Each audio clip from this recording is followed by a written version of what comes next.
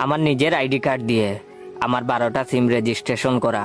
এটা শুনে আমার গার্লফ্রেন্ড তেলে বেগুনে জ্বলে উঠে বলল, এতগুলো যদি সিম লাগে তাহলে কতগুলো বউ লাগবে জানতে পারি? তখন আমি বললাম, সিমের সঙ্গে বউয়ের সম্পর্ক কি? তখন গার্লফ্রেন্ড বলল, তোমার তো একটা সিমেই হয়ে যাবে, তাহলে এতগুলো সিম দিয়ে কি করবে?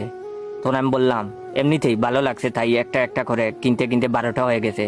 তখন গার্লফ্রেন্ড বলল, তুমি আজকে 2টো সিম রেখে বাকি সবগুলো সিম রেজিস্ট্রেশন বাতিল করে দিবে। আমি বললাম, কেন কেন? তখন সে বলল, আমি বলছি তাই, না হলে কিন্তু তোমার সঙ্গে আমার সারা জীবনের জন্য ব্রেকআপ। তখন আমার গার্লফ্রেন্ড সাদিয়া রাগ করে চলে গেল। আমি কিছুক্ষণ বসে বসে ভাবলাম, তারপরে উঠে হাঁটা শুরু করলাম। মোবাইল বের করে সাদিয়ার নাম্বারে কল দিলাম, কিন্তু সে রিসিভ করে নাই। সন্ধ্যাবেলা হঠাৎ ওভারব্রিজের নিচে দেখলাম একটা লোক টেলিটক সিম বিক্রি করতেছে। কাছে গিয়ে জিজ্ঞেস করে জানলাম, 100 টাকা রিচার্জ করলেই 100 টাকা তো থাকবেই, বরং 100 মিনিট ও 17 জিবি ইন্টারনেট পাওয়া যাবে। চিন্তা করলাম, এমনিতেই তো অনেক টাকা রিচার্জ করা লাগে, তাহলে একটা নতুন সিম কিনেই ফেলি। সঙ্গে সঙ্গে পকেট থেকে ন্যাশনাল আইডি কার্ড বের করে সিম কিনে ফেললাম।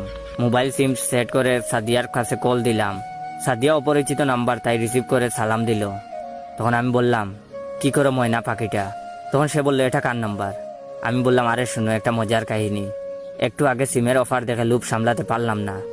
তখন সে একটু রেগে গিয়ে বলল, তোরে তো আমি জীবনে বিয়ে করব না রে। আমি বললাম, কিন্তু কেন? তখন সে বলল, বিয়ের পরে বাসায় আরেকটা বউ নিয়ে উপস্থিত হয়ে বলবি, এত সুন্দরী মেয়ে দেখে বিয়ে না করে পারলাম না, আর তুমি যদি বাঁচতে চাও তো আর কোনোদিন আমাকে কল দিও না কিন্তু। তখন সে আমাকে কিছু বলার সুযোগ না দিয়েই কল কেটে দিল। তখন আমি হাঁটছি আর ভাবছি, এতগুলো মিনিট কার সঙ্গে কথা বলে শেষ করা যায়?